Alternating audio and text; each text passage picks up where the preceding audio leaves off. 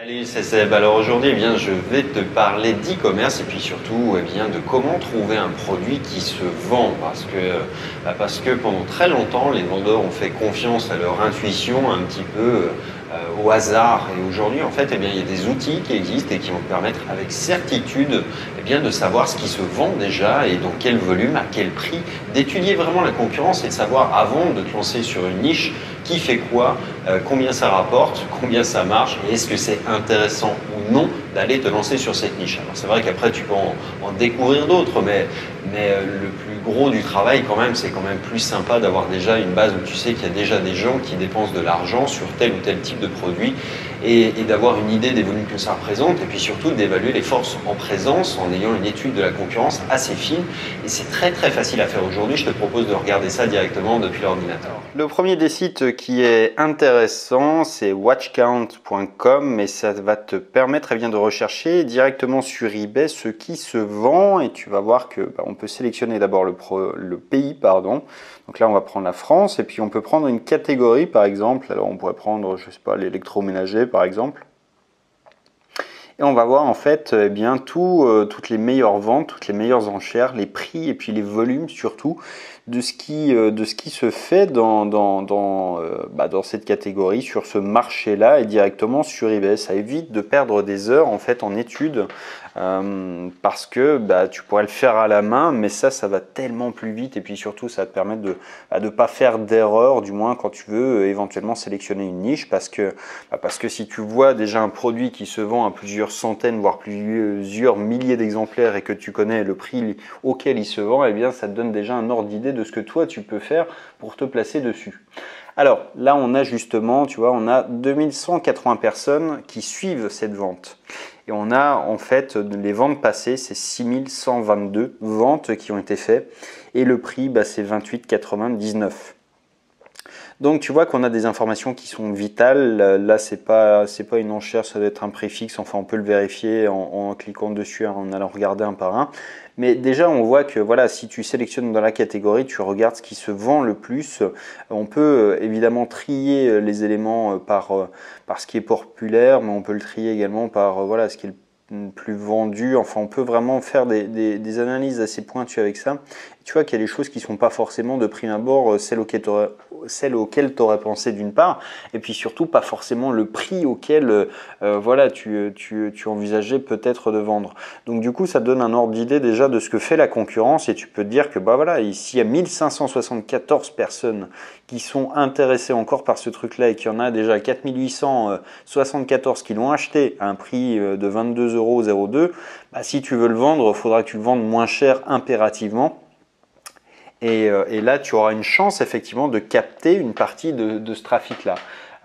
Donc ça permet vraiment de faire un truc qui est vraiment très pratique et ça tu peux le faire par catégorie, mais tu peux également chercher un mot-clé, je sais pas, on pourrait chercher aspirateur par exemple, enfin peu importe. Je pense que tu as compris le principe et tu pourrais chercher évidemment sur d'autres marchés comme les États-Unis, l'Angleterre, enfin bref, etc., etc. Donc il y a vraiment de quoi faire quelque chose qui est vraiment encore une fois très pertinent. Le deuxième outil que je voulais te présenter, alors lui il est plus pointu mais il est payant et ça s'appelle therapic.fr et tu peux avoir vraiment des trucs qui sont très pointus. C'est pas donné, faut reconnaître que c'est vraiment pas donné, mais en l'occurrence il va te donner lui le sourcing, c'est-à-dire que tu vas pouvoir savoir qui vend quoi, où est-ce qu'il se fournit et grosso modo avoir quasiment le détail du business model des gens en face de toi. C'est-à-dire là tu vas par exemple avoir, t'as pas idée du prix auquel ils se fournissent, t'as pas idée de plein de choses dans leur business, mais avec ça tu vas pouvoir trouver directement. Par exemple sur Alibaba, effectivement, dès que ils vont te trouver un produit, ils vont te trouver également le fournisseur et donc du coup, t'as plus qu'à copier le business quoi. Si tu vois un produit qui est, reprenons cet exemple, qui est à 28,99 et si tu le trouves à 15 € par exemple sur Alibaba, tu peux te dire que tu vas pouvoir potentiellement prendre des parts de marché à celui-ci d'une manière très facile. Encore une fois, si tu as un marketing qui est adapté. Voilà pour ces deux outils qui sont vraiment encore une fois très utiles, très pratiques et qui en fait faut le regarder comme étant un élément qui fait gagner énormément de temps Parce que le temps, c'est de la vitesse c'est de l'argent également. Donc ça veut dire que si tu dois perdre 2, 3, 4 jours pour faire une étude de marché, t'apercevoir au final que tu as trouvé un produit intéressant mais tu n'as pas été capable de le sourcer, donc pas capable finalement d'exploiter une niche sur laquelle d'autres personnes sont déjà positionnées, tu perds énormément de temps et d'énergie. En fait, ces outils-là, ça sert à aller plus vite, trouver une idée qui marche. L'idée, c'est l'idée géniale, c'est pas ce qu'il y a de plus simple à trouver. En revanche, copier ce qui fonctionne déjà, c'est déjà une bonne manière de se lancer. Si tu arrives à trouver un business sur lequel il y a des gens qui dépensent de l'argent, des gens dont on sait que là tu sais que il y a des acheteurs, tu connais même le prix auquel ils achètent, donc ça te donne déjà une bonne longueur d'avance sur plein de monde, parce que les gens ils font ça d'une manière un peu empirique, et c'est pour ça qu'il y a autant de déchets en fait dans ce qui se fait, parce qu'ils n'utilisent pas les outils, et les outils pourtant ils existent. Celui-ci il est gratuit, encore une fois, l'autre il est payant, il n'est pas donné, mais en attendant, si tu veux te lancer vraiment, il va falloir que tu mettes de toute façon des moyens, c'est-à-dire soit que tu investisses de ton temps pour faire des études, pour faire des tests, pour tout ça, tu peux pas le deviner en réalité.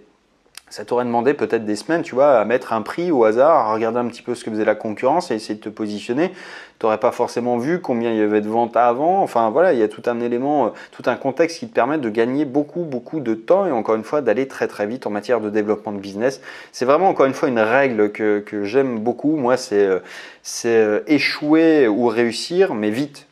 Parce que à l'heure d'Internet, on ne peut pas se permettre d'attendre 2 ans pour ta boutique. Dans 2 ans, elle sera dépassée. C'est dans 3 mois, elle sera déjà dépassée aussi. Donc, il faut vraiment, encore une fois, avoir cette vision-là. C'est qu'il y a plein de monde qui pousse derrière. Donc à l'échelle d'Internet, 3 mois, c'est une éternité. Même 1 mois, c'est une éternité. C'est là où tu as peut-être un nouveau produit qui arrive, qui vient d'être trouvé aux États-Unis, tu vois, un nouveau truc qui sort, qui cartonne, et toi, peut-être que tu vas manquer le gros du wagon des ventes parce que les mecs, ils l'auront repéré avant toi, ils l'auront importé, et puis du coup, toi, tu vas arriver une fois que tout le monde l'aura mis en vente, donc tu vas te battre pour avoir des miettes de pain. Donc du coup, c'est vraiment encore une fois comme ça qu'il faut envisager tous les business, c'est la rapidité, la vitesse. Alors certes, après les business, il faut les travailler dans le temps. Mais il faut que tu saches le plus vite possible si ton idée elle est bonne ou elle n'est pas bonne. Et encore une fois, rien ne sert de réinventer la roue. La plupart des entreprises échouent en faisant le pari de l'idée géniale. Mais l'idée géniale, ça n'a pas rendu grand monde riche en réalité. Ce qui a compté, c'est d'apporter plus de valeur autour d'une idée centrale. Prends Airbnb, ils n'ont pas inventé le concept. En fait, avant, il y avait les gîtes. Après, les gîtes, c'était la même chose. En fait, tu louais déjà une baraque à la campagne chez l'habitant, quoi. C'est pas une nouveauté en réalité. Ce qu'ils ont apporté, c'est de la valeur pour aller plus vite, pour avoir plus de logements, pour un aspect mondialisé de l'offre. Effectivement, ça offre d'autres services comme les notations, etc., etc. Mais c'est pas, en fait, leur idée n'a pas été géniale dans le fondement de leur business. Et c'est vraiment ça qui compte aujourd'hui. C'est pas l'idée, encore une fois, ne compte presque pas aujourd'hui. C'est vraiment l'exécution, et l'exécution, c'est être capable de faire très vite en fait la différence, ou du moins d'échouer. Mais encore une fois, l'échec, c'est pas grave. Ce qui compte, c'est d'échouer, mais peu importe, tu vas peut-être échouer 10 fois, 11 fois, 12 fois, 15 fois, 20 fois, et la 21e fois, ça va être la bonne. Ce qui compte, c'est juste d'arriver le plus vite possible à cette 21e fois. Bref, allez, j'en ai terminé pour aujourd'hui, et je te dis à demain dans la prochaine.